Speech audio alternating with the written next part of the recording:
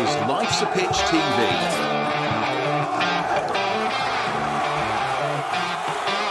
Main sponsor, DPS Tech. Also supported by Lakens, all about hearing.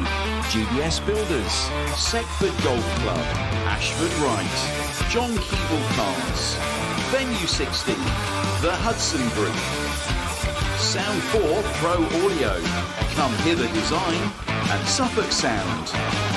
Charities this year, Cancer Support Suffolk, Forget Me Not Golf, and Come Back to Coffee.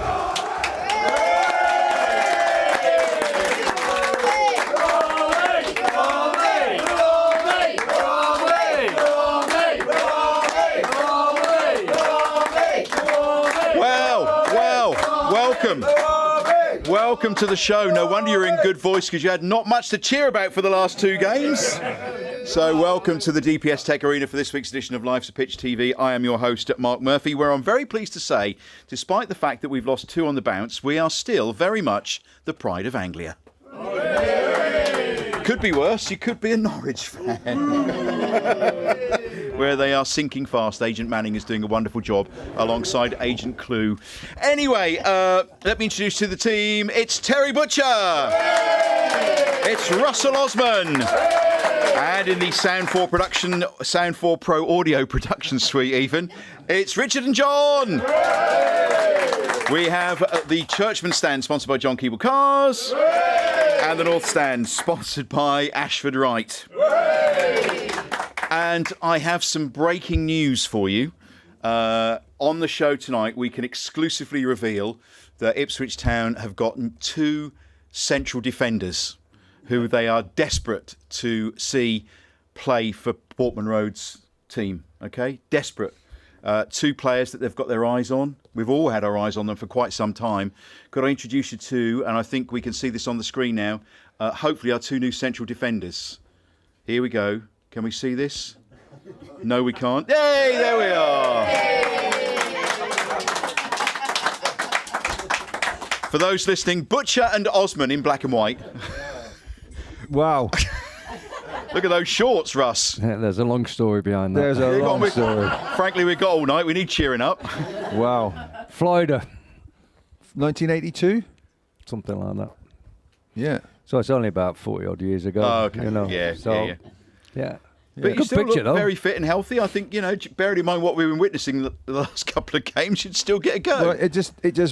Someone said to me, do you want to go down and give them some help, sort of thing? Me and Russell, and I thought, well, yeah, we'd love to do that, but would they accept us? And there's no defensive coach, and people think you can defend easy to defend. Well, it's not.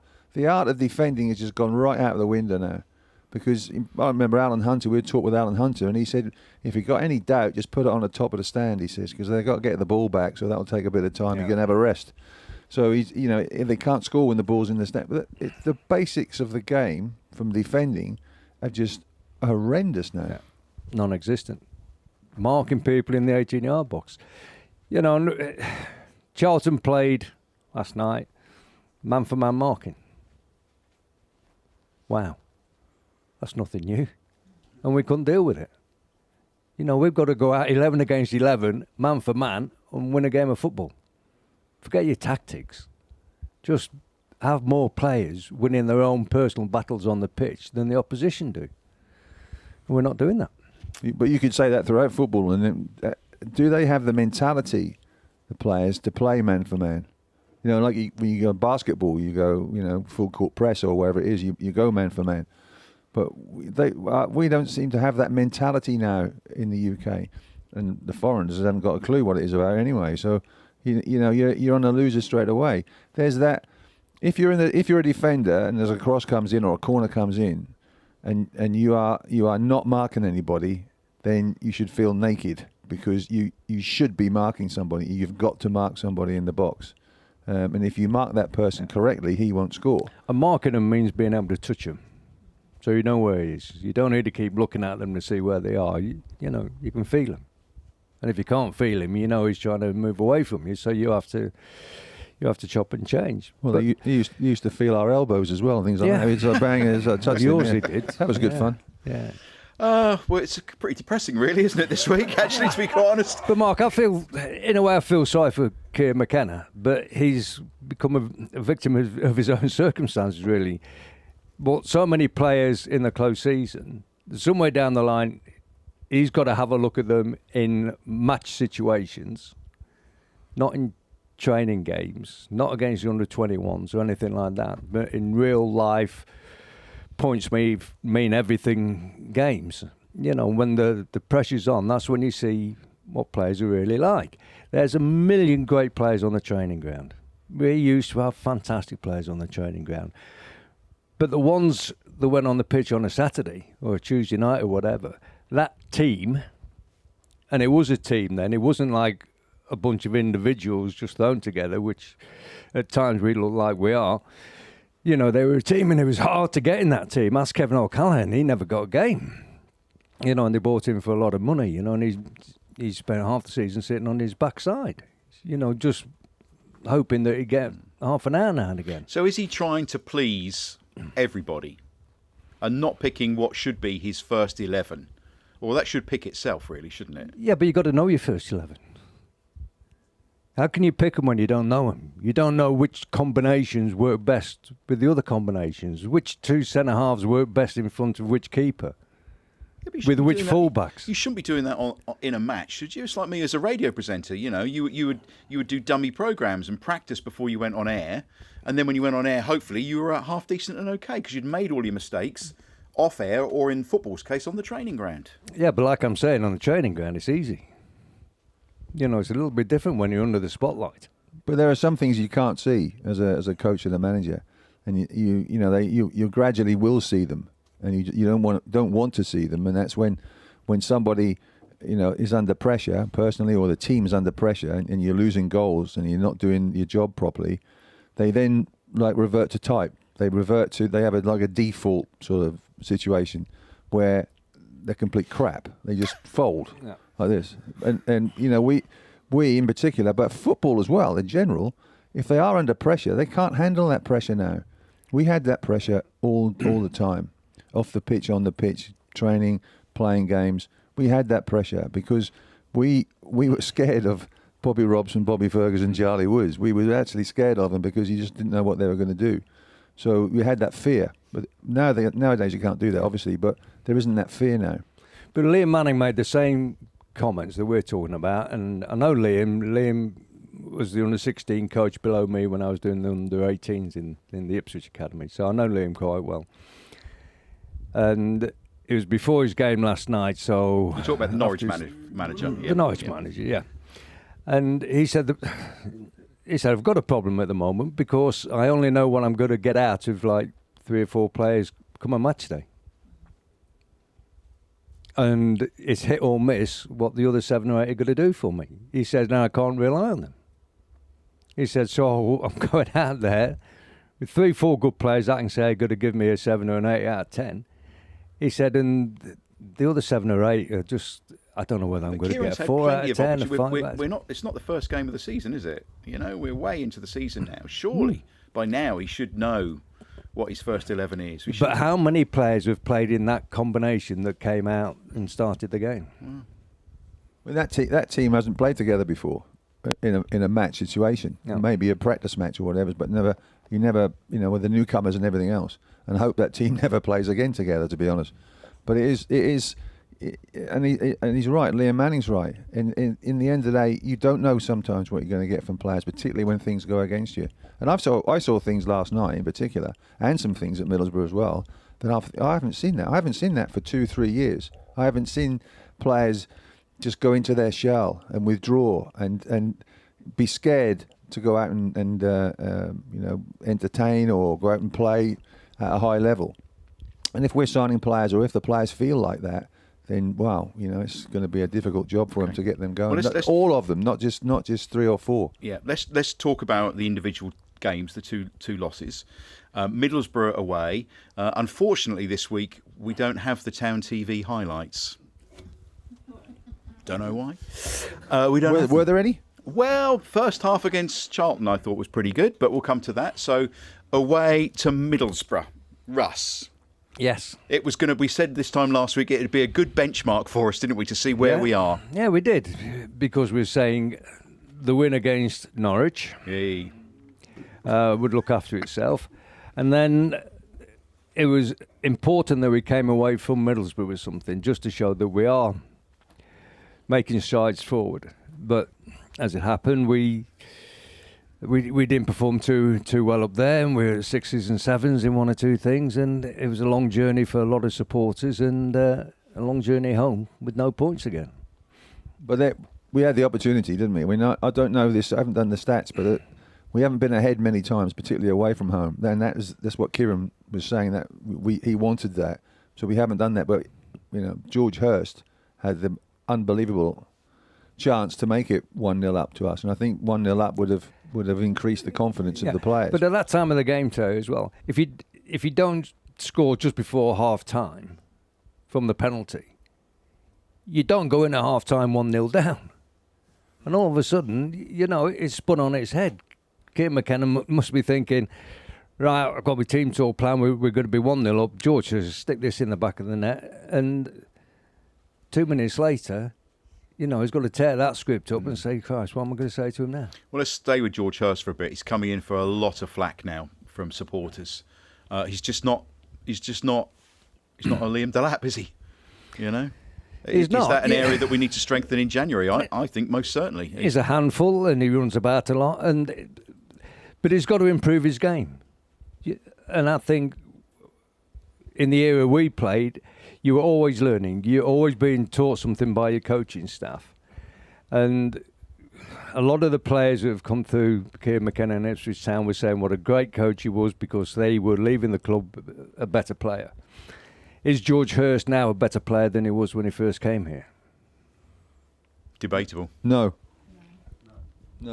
But with George in particular, he wants to put himself about. He's up against two centre backs, so I understand that. But the chances he gets to hold onto the ball and touch, keep us playing. Doesn't hold the ball, does he? No, not as. But look at Delap. Delap would take the man and the ball and make sure that was his, because he's a different sort of breed and obviously different money and everything else. He could be an international for England, but when you look at George, you sort of think, well, he's physically strong.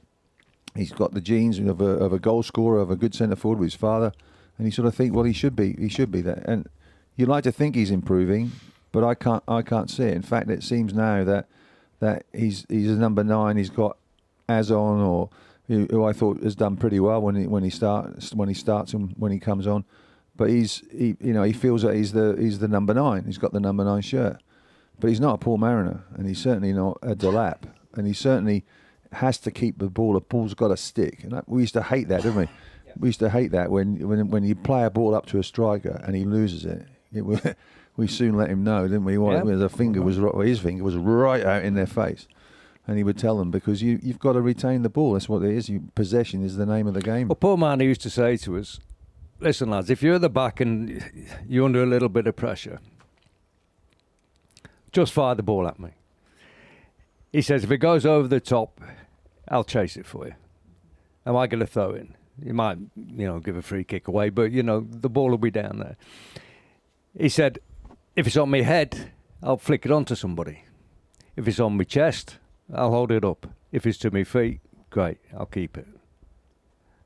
So if you're under a little bit of pressure and you've only got Paul Marner to hit, you just hit it at Maris. And if you hit him with a great ball, he said, fantastic. If it's not, he used to turn a crap ball into a good ball for you. They'd run in behind, or Brazil would run in behind and everything. You think, well, that's made me look good because they've gotten the end of it. It's probably an absolutely useless pass, but they made it into a good ball. Well, he was dropped for the next game, wasn't he, Hurst? Let's talk about Kipray's own goal. Dropped after that match. Who knows why? Resting. Well, is he dropped or is he rested, or are they the same? We had this debate, I think, last season when I said someone had been dropped, and you said no, he's been rested, and to me that's the same thing. But it's this so is another argument. It's so strange for us. I heard Millsy talking last night after the game, talking about how many games you played, which in your pomp year, wasn't it 60 odd games or something? 66 games. Yeah. So we've got highly paid professionals, fitter than ever, no disrespect, but can't play Two games in a week. But this is where he's Two made a run games for in a his week. own back, because at the end of the day, his skipper, Dar O'Shea, played the 2 international games in the break, played in Middlesbrough, and played on Tuesday night. Akpom plays one, so you can't really have the same excuse for him, because he didn't go away and play international games, did he? Not that I know of. No. So why wasn't he playing? You can't.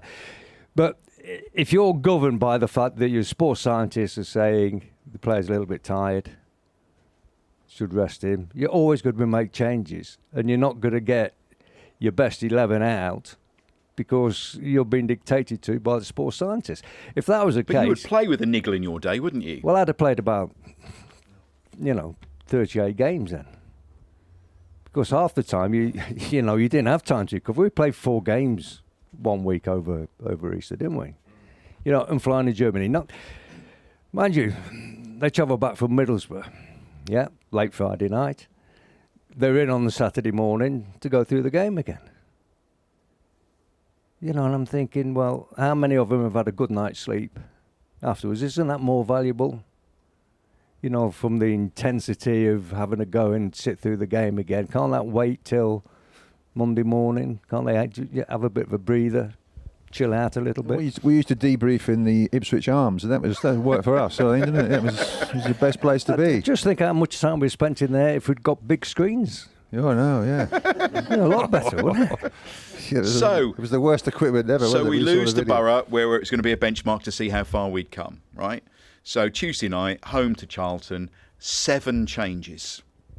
Explain to me, Well, it's Butch. just like we're saying.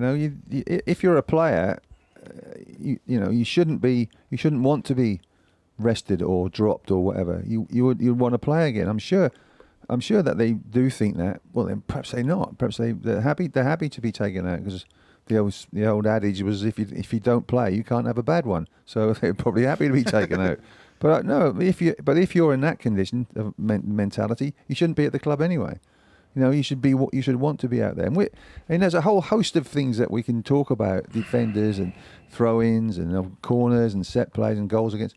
There's a whole host of things that were wrong, and it's far too easy for us to really cane the players. But they know. I would hope that they know that they've got to play much better now, and they getting booed off the pitch is not nice by any crowd. And so, Do they think they're better than they actually are? Well, was there a certain amount of arrogance coming out against Charlton? Maybe they do. Maybe they obviously think so much differently to us. But the name of the game is to win games. The name of the game is to be better than your opponent. And Russell was talking about we can see the goal. We go and line up. You say that about the Sabutio players, you called it, didn't you? Yeah, I think it was after the second goal. The Charlton players are still celebrating in the corner, and I looked at the Ipswich players. None of them are talking to each other, and they're all lined up again for the kick-off. And it looked like somebody just set the Sabutio team out. 3 up front, 4 across there. Nobody's having a go at it. No one's chatting. Nobody's digging anybody out about anything. They're just all right, we'll just kick off again and see what happens in the last 10 minutes. But they made it to substitution 2-0 up and put 2 strikers on, or 2 fresh attacking players. And Lee Byrne scores. Do you think at 2-0 up away from home? Like we've had the League One system, which was the same as the Championship. That system that Kieran employs has gone through now. It went into the 3rd season, sort of thing, and probably 4th season. But when you look at it, I think a lot of teams now have just sussed us out. Well, we play the same every week. We do. You know when the substitutions are going to be. You can set your watch by it. You know who's coming on. You know who's going off.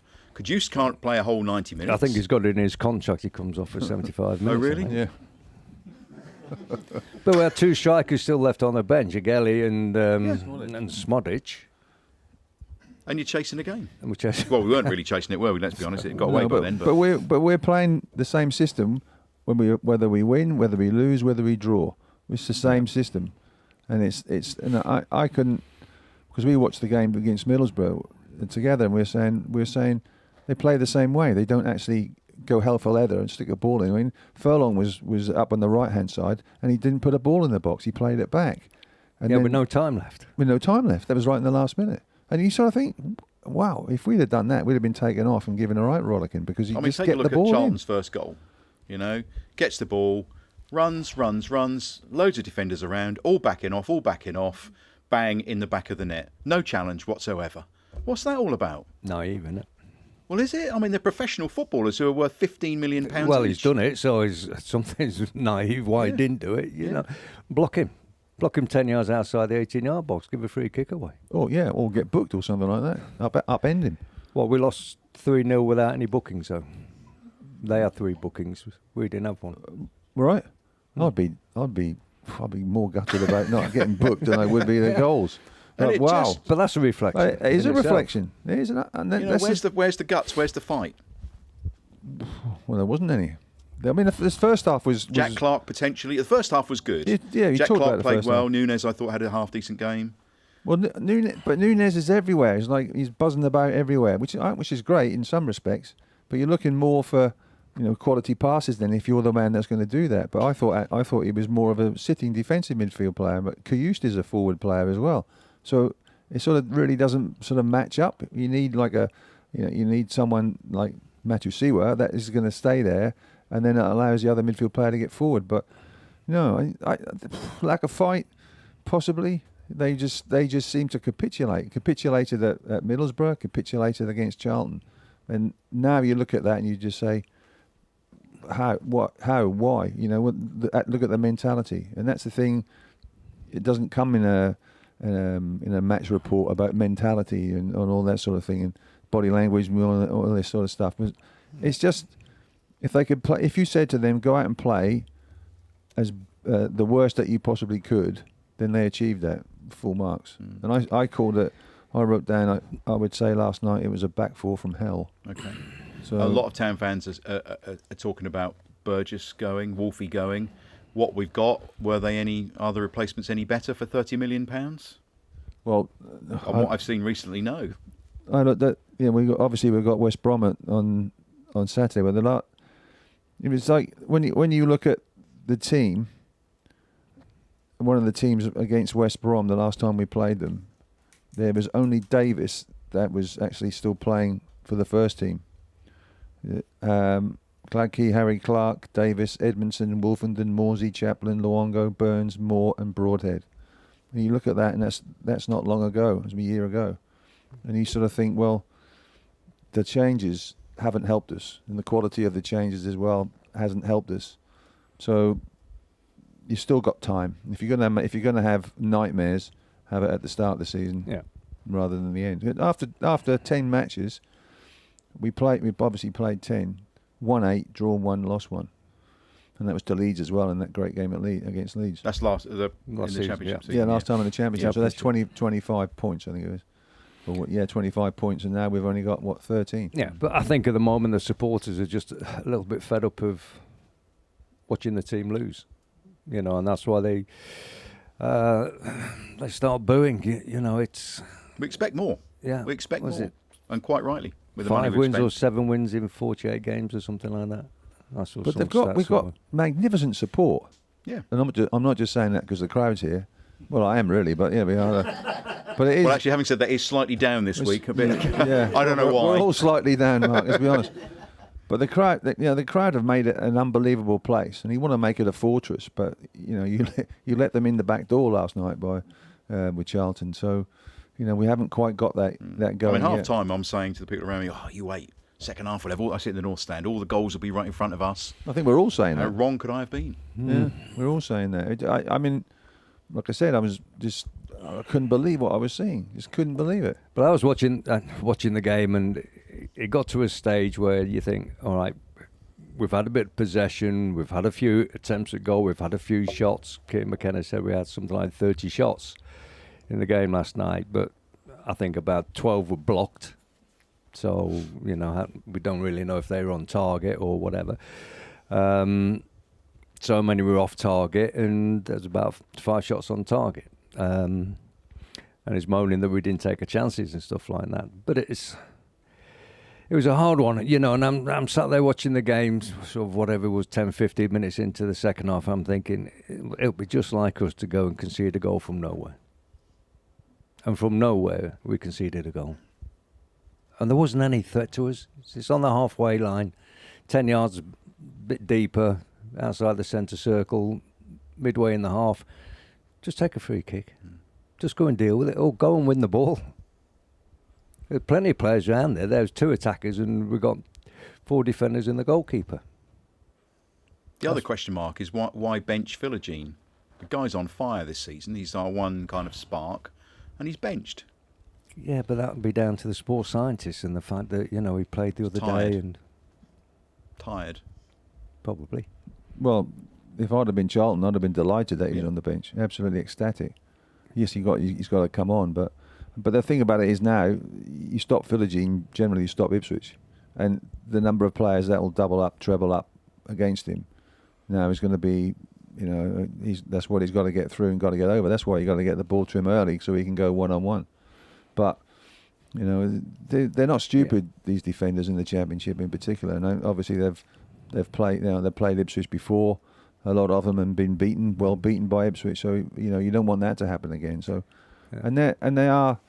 They must look at our system like we talked about before, and they just say, look, you do this, and bide your time, and they'll give you opportunities. And that's a sad thing to say for a Town supporter because we want them to get up, but it's reality. But I think, like, as I said, if you're going to have your nightmares, have them now rather than further down the line. But I think he's got a even bigger job on his hands than he had before. So we're hoping that he can come up with the solutions. Let's hope so. It is down to the players. Yeah. But when Walton came on, sorry, Mark, when Walton came on, Palmer got injured, you know, showing about that, and hope he gets well soon. Walton came on, and your first thought was, last time we saw him play, he was pinging these lovely crossfield passes to Wes Burns down the right wing. The number of times he put Wes Burns in and on attack, you thought, well, that ain't going to happen anymore, is it? So, you know, it's a shame. I mean, it's disappointing for him. I don't think he was at fault for the goals. No, not at all. He made a couple of good one? saves, didn't he? Yeah. Yeah. I mean, yeah. So no, I'd always blame the keeper as a centre half. You know, you think, you know, I'm trying to do my job and stop him having a shot. But if he does have a shot and it's on target, it's your job to save the bloody thing. Yep, fair comment. Yeah, we do wish him well, Palmer. Actually, he's having scans, I think, see how bad it is. I can't believe he went down. I didn't see any signs of him being injured, but he was limping off badly. So hopefully he'll be all right. Right, this should be fun. It's time for this week's Player of the Week, sponsored by GBS Builders.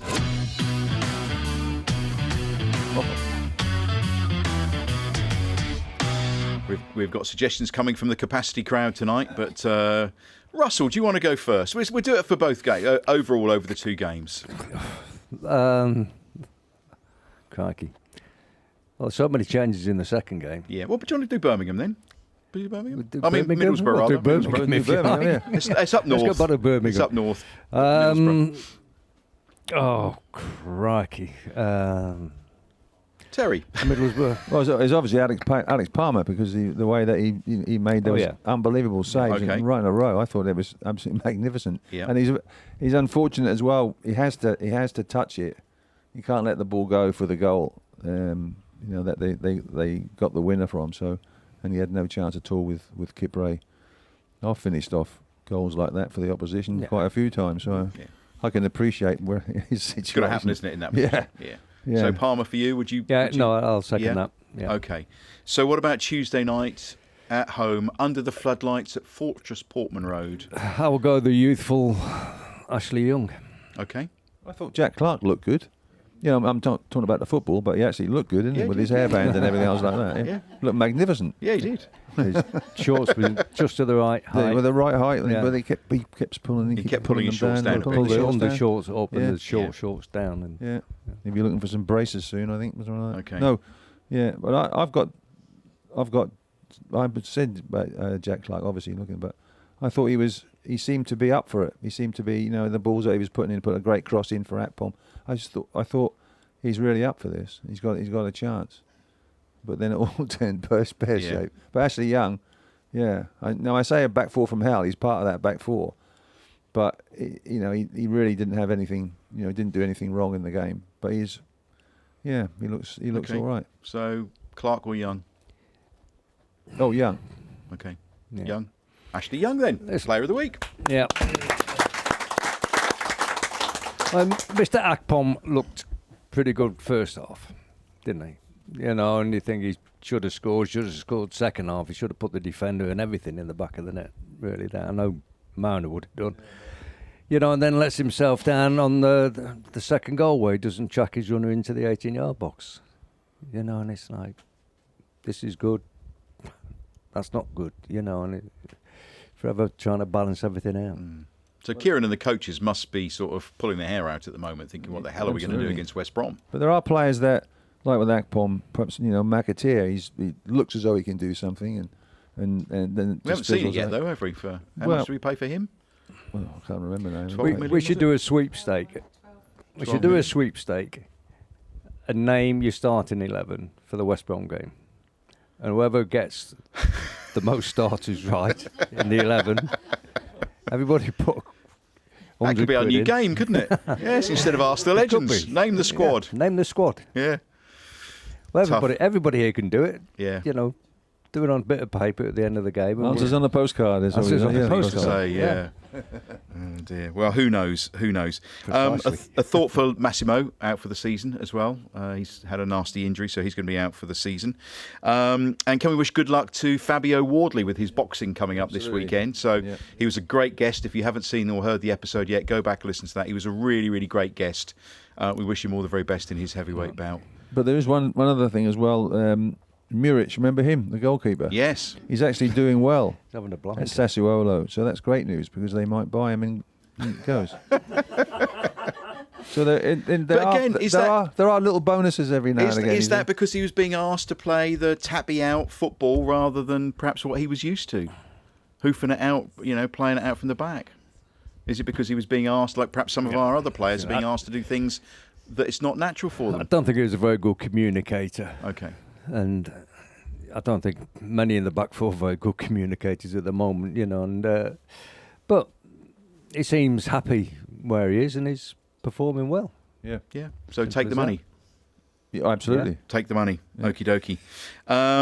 And what else we got? Oh, yes, we're going to mention the Life's a Pitch Christmas dinner, which is coming up on December the 16th with special guest Tony Mowbray. You can get your tickets by going to www.cancersportsuffolk.co.uk. And we'd love to see you there. Tony Mowbray will be our special guest. There'll be some others there as well that you'd like to see and get autographs for. I ask this every week. Who's bought tickets? Oh, there's a few more. Yeah, there's a few more. But they're usually a good night, aren't they? Yeah, Christmas very good. dinner. Yeah. It's a good Christmas dinner last week. Yeah, last good year. Christmas dinner. Good Christmas Good dinner. one. And just to sort of keep the mood as low as it is at the moment in this room, the women lost in the cup at the weekend as well, 3-2 away to Palace. So never mind. So let's cheer ourselves up with Ask the Legends.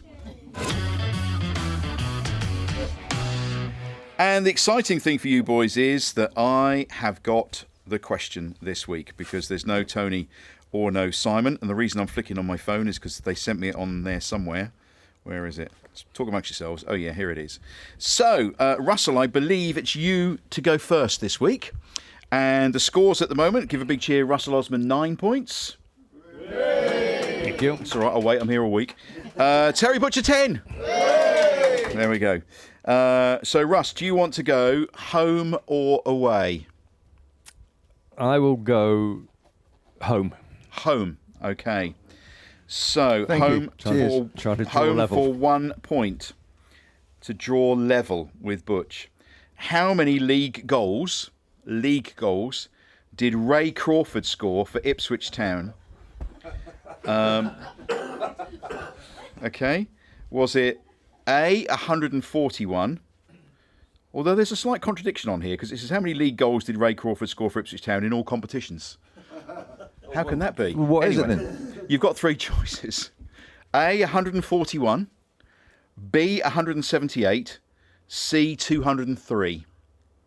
So A, 141. B, 178. C203. I'm not sure how many league goals you can get in all competitions, but there we are. But I do have an answer. So you've got a multiple guess. I'll go for the middle one. Are you saying 178? If that was the second one, yeah. Is the right answer. Whoa! Well done. Wow. I thought I'd hit the post there for a minute. So it is 10-10 till we meet again. Right. Away then, Terry. Yes, I'll go away. Okay. It's a good choice. Tactics, you see. Tactics. Which trophy is awarded to the National Hockey League, the NHL champions, each year? Okay, so North America. So which trophy is awarded to the National Hockey League, NHL champions, each year? It's quite a well-known trophy. Well, it's not that well known because I don't know it. As Richard in the production suite knows. Do we get a bonus? Do you know, Ross? What trophy? Yeah. Well, Cup. Cup. You can cut it with a knife. Yeah. Tension. This to go 2 points ahead, Terry. I know. Flipping heck. What trophy? Yeah, no cup. I've given you half of it. Well, so the Wayne Gretzky trophy. Think M&M.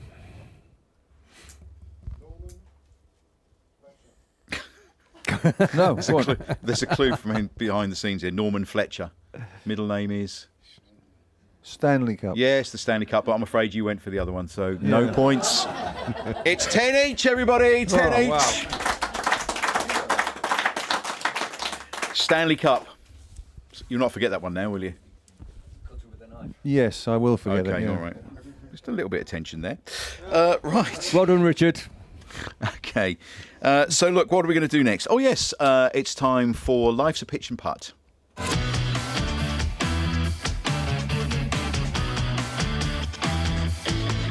Sponsored by Seckford Golf Club, and there's no Tony or Simon this week, so somebody's going to have to help. Roger, you can help with the balls. You can be head of balls. You'd be head of balls over there. Is that all right? And the scoreboard at the moment, Adam Tanner is on there. Vino's on there. Walkie's on there. Russ. Loads of people have scored. But our top spot at the moment, Wayne Brown with 120. 120 points, which was a good score. So he's top of the leaderboard at the moment. I'm not sure I put him on there. Yes, I have. He's on the right-hand side. So we need someone to play it, and there is no guest on the sofa this week, so I thought we'd introduce one of the team. And let's introduce Sarah Jane, our floor manager, to have a give her a round of... Come on! Come on, SJ. Come This on. could be totally embarrassing. Yeah, close your eyes and hope for all the of best. us. Go on. You can do this. 120 to beat to be our top scorer. Here we go. Oh! I think you could hit that a bit harder next time. Yeah. Have that one again. Have that as a practice. Look, that was a practice because she had no idea she was doing this. So nice and gently. That's favouritism. Are you isn't it? ready? Oh, close. She does top us up with coffee, Russ. You must remember that. Certainly Second do. one. In the hole. Oh, close. Here we go. Oh, Go for nearly. the bigger hole. This is your chance to shine, SJ. Oh, it is harder than you think. harder, It yeah. is. Yeah, yeah. Here we Go go. Come for on, the then. cheap end. Get in the hole. 50! 50 points. Excellent. Last one. Oh, 100! Wow! Fantastic! 100 points. Second on the leaderboard. Brilliant. Well Oh done. my goodness. Are you sure you've not been practicing at all? You know, you're not here 3 hours before the show, are you? Yeah. That's a Ahead good of idea. everybody That's else. why Vino, David Sheepshanks, Walkie, Russ, Tommy Smith, Miltz, and ahead of me, Dozza, Butch. So basically, Captain Canary apart Fabio. from Wayne Brown, you can wipe the whole The rest off. clean. It does pull need Sarah sorting out a Jane little bit, I think, yeah. Seriously, no golf before this? No? Okay. No. Do you think she's a bandit, boys? Yes. If she had a handicap, she'd be cut right down, I tell you. No, well, it's fantastic. So let's look ahead to, let's play the game then. We've got 5 minutes or so. Let's play the game. So West Brom, early kick-off on Saturday, 12:30 kick-off at Portman Road. If you were Kieran McKenna, Russ, what would you be doing and thinking about now?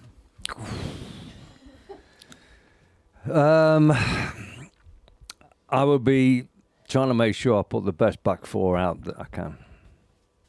And that would be? That would be Ashley Young. You still got to stick with Dara O'Shea, Kipre,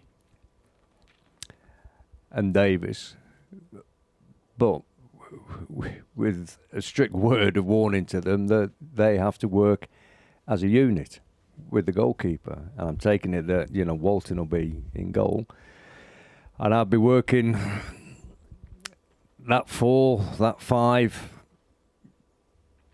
you know, for quite a long time on the training ground, just overloading them with pressure, just putting them in difficult situations. You know, have overloads against the 2 centre halves, bring the full-backs in as well, and just work them so that they understand what their responsibilities are when they haven't got the ball. You know, and they've got to get used to playing alongside each other and defending situations in and around that 18-yard box. You know, forget everything else. You know, how many goals are scored outside the 18-yard box percentage-wise? Not many. Not many. So all you're defending... Not the way we play anyway. All you're defending has got to be bang on in the 18-yard box. And that's it. Concentrate on that. Okay. That's what I'd be working on. Do you think Young's got it in him to play again on Saturday? Yeah. Okay. Of course, he's clever. Yep. You know, don't take that into consideration. You know, you don't... You don't exhaust yourself in every game. Can he lead that line from where he plays? Can he? Yeah. Yeah, of course he can. He can lead the changing room if he wants. And I think maybe that's something that's missing a little bit. Maybe it's a little bit too regimented in what they're doing, and that there's not enough freedom for the players to express themselves, or we're not seeing that on the pitch anyway. You know, maybe they need 1 or 2 lads to fall out with each other and, you know, bear all, if you like, and just, you know, have a little bit of a showdown with each other now and again. Terry? Well, he's not going to change systems. He's not going to change a lot because, you know, if you're into the season, 10 games, and, you know, it's normally the summer that you know, pre-season that you get all your work done. But I would go for Furlong at right back, and the same back three, you know, the same 3, O'Shea, Kipre and Davis. But I think the thing that he's got to concentrate on now is picking the right team, picking the team that he's confident with and that he trusts. That's going to do the job. I thought the team against Norwich, and then the team against. We missed a booing opportunity. You must be feeling. Yeah, they're all feeling fed up. I think they're all asleep, Mark. To be honest. And then the Middlesbrough. I thought that was their strongest team. Yeah. Bearing in mind he took Davis off before the end of the game. Before the end of the game at Charlton. Yeah. Would you go Furlong and Young at left back? Yes, you could do that, but I think you lose then. Davis is getting forward, because that's his strength. So, and it's a home game as well. Attacking outlet. Yeah, he took him off for. Yeah, no, but it's a home game, and I think you know, this is a great way to respond. The crowd will definitely be up, and they'll be demanding, you know, that they get the right result, you know, the right effort from the players, and they want to bounce back quick. So it'll be a good atmosphere, white hot atmosphere. I think that's the sort of thing that will carry them through. But you know, he's got to see what team he's going to play, how he's going to play. Matthew Siwa is back, so that's a bonus. And then he's got decisions to make up front. Who does he play and all that? So he's got big decisions. And I think as a manager sometimes and the coach, you do the pre-season, things go right. You're on a 5-match unbeaten run. You think, wow, here we go. And then all of a sudden, the world caves in. So you know, he's sort of not back to the drawing board, but you know, he's got to trust players now. And I don't know how many he feels that he can trust, because he sees them all the time. But I think that as a coach, he will. I'm sure that he will get it right in terms of the team selection. Then he's also got players that he can put on. But we haven't seen Kieran McKenna go bananas on the sidelines and things like that. We haven't really seen that. He doesn't seem to be that guy that's going to read the riot act and the hairdryer treatment and all that sort of thing. But the two results and two performances, that's a certainty that we would have done. We would have gone bananas. We would have teared the place apart first and then tear the players apart after that. But that's a big decision. It's probably one of the biggest decisions that he's had to make in his career at Ipswich. Something like that. We've not seen him really under pressure like this. We didn't expect it in the Premier League. Absolutely but not. We expect it now. But you see the reports on social media and all that sort of thing, and the comments now. It's completely changed from what it was, a couple of games ago. It really has. Does he pick a side, Terry, to play against West Brom, or does he pick what he thinks is his best side, regardless of who they're playing against? He's got to pick his best side. Yeah. He's got to pick his best side, and it happens to be West Brom, who are no mugs at the end of the day. They're higher in the table than us and have got more points. Yeah. But I just think he'll relish that. It's not as though you're playing against an easy team where you can't get up for the game. They'll be up for the game against West Brom because West Brom can come here and win, so they'll know that. But there's that now, the fear factor of the players. The players will have a bit of a fear factor because, hang on a minute, we've been awful, particularly the second half against Charlton, and we conceded some poor goals against Middlesbrough. So, we're at a point. It's not make or break, but we're at a point where if we want to go forward, we've got to all be together, and the crowd will be with us, with them, and then now they've got to be together. This would call for a meeting from us. If we were playing, team meeting, in our year, we'd have a team meeting down the pub, and we'd everybody would say and be free. It would be a free for all. No, not a fight, but it will be. Might be, but not a fight. But there'll be like a chance to voice your opinions. But I don't think they sort of have that now. They might go down the pub and have a glass of water or something like that, or a milkshake or something like that. They've had some really good milkshakes lately and all that. That sort of stuff. They go down there. But you need clear the air type thing. You need that reaction. You'd have it in a place of work. In your work, you need a meeting that's to say, right, how are we gonna win games and how are we gonna move forward. But they've all got to be together, and I think that's a big job for him. But I think you'll do it. We only needed a little saloon bar with room for about 14 players, though. They need a saloon bar with room for about 26, is it? 26. Yeah, probably have to hire Middlesbrough's Grand Hall or something to get everybody in. But yeah, it is different now, isn't it? It is different. Just finally then, up front. So who would you choose? You wanted to play fantasy teams earlier. So who would you put up front, Russ? Who would you put up front and around the striker? I would put Hurst up front because I think he's got a point to prove now. Okay, you'd give him another go. Yeah, he came on looking like a scolded cat the other day for the last 10, 15 minutes. So I'd give him another go and just, give him the opportunity. Okay. Who would you put around him? There's Smodics around, How many goals did he score when he was at Blackburn? What's he done for us? Well, he'll play Smodics. Yeah. That's why. But where are the goals? Where are the goals? If it doesn't bring him on for the last 15 minutes the other night, or Gelly, when we're looking desperate for goals, then there must be a reason, and the only reason is he's saving them. Okay. If he turns around and says, well, they're carrying injuries, well, they shouldn't be on the bench then, should they? Got enough players to fill the bench. I would play Hurst as well because he having missed the penalty as well, and that was a big moment in the match. And then coming on and not really contributing, and had a great chance when he went through and sort of stumbled and all that sort of thing. If he's got anything about him, he'll say, right, I'm going to make up for that. I'm going to repay the faith that the manager has in me. But it's down to the manager now. This is when he really earns his corn, with man-to-man talks about what they can do, what they're going to give us, etc., etc. His man management now is going to be really tested. It reminds me of Brazil's chats with Bobby Robson before the game when he got and how were they? When he got dropped Russell? onto the bench. Vicious. It was. He didn't like being benched then. No. Alan came in and started getting changed before the game. Where the number 10 peg was and stuff like that. And so Bobby hadn't named the team. And so it's about an hour before kick-off. He said, we'll have a quick chat and select the team. But Alan, you got to be on the bench today. Oh my God, it went absolutely apeshit. I'm not, So Bob Robson and Alan had a little chat together in the shower room and everything like that. And so Bobby came out first. He said, "Right, lads, that's sorted that situation out. Alan's going to be on the bench," and I told him exactly where he stands and stuff like that.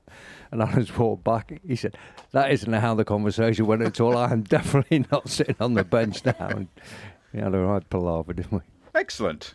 But around Hurst, I would have Philogene on the left, I would have Smodic behind, and I would very tempted to play Jack Clark on the right hand side. Yeah. You talk about inverted wingers now and all this sort of rubbish, but I thought he looked bright and sharp when he started the game. So I'll give him a chance out there. But it's a problem area, isn't it? The right hand side midfield. It's a problem area because Burns is not fit. Ogbenny's not here. So who's going to play? McAteer hasn't pulled up many trees. So yeah, we're still searching for form. We're still searching for continuity and consistency is a hard. So thing. what do you think the score's going to be on Saturday, Terry? Well, I'd like it to be 2-0 to Ipswich. Okay. Russell? 2-1. 3-1. Yeah. Let's hope it is 3-1. 3-1 for the Beak. Because the last win was 3-1. It was against the Scummers, yes. Time for this week's Man v Fat results. They've just come in, hot off the press, everybody. From Man v Fat Mark, an enjoyable night of football at Lindbergh Road on Friday saw the Man v Fat lads lose an impressive 7.7 kilograms as a group. Player of the week was Simon Myers, who reached his 5% weight loss. And of course, Man v Fat is all over the country, not just here. So Mark has sent us the team name of the week is Fredo. It's not easy for you to say, Mark. Is Fredo Slovakia. Oh, Fredo Slovakia. We like that, yeah? Yeah, I like that. Yeah. Try saying that 3 times. This week's results from Ipswich: Olympiacos 15, Watford FC 5, the Pink Panthers 6, Portugal Fatsuma 5, Ipswich Town 5, RB Liposuction 3. Yes, got it, Chips. And the Blubber Blues 3, Lake Norios 8. Best wishes to Town on Saturday. Let's kickstart another good run, he says. Well, let's kickstart something anyway. Look, it's been lovely to be here tonight. Not quite as jubilant as it was the other week when we were here, but nevertheless. That was purgatory, that was, going through that. We're hoping for better next week. Yeah. Just please, Ipswich Town, please, Kieran McKenna, don't put us through this again. Yeah. We can't take much more of this. We want to talk about the good times. Yes, we do. We really want results. those back. Terry, thank you very much. Russell, thank you very much. Capacity Crowd, you've been amazing as always. Thank you to Richard and John back in the Sound 4 Pro Audio Production Suite. Thank you to you for listening and watching. Thank you to SJ for being our studio manager tonight and doing a wonderful job at the golf. Second place. I think there'll be a bit of practicing going on during the week, I think, on that. But we'll be back next week, hopefully celebrating a Town win. For now, though, Blue Army! Blue Army!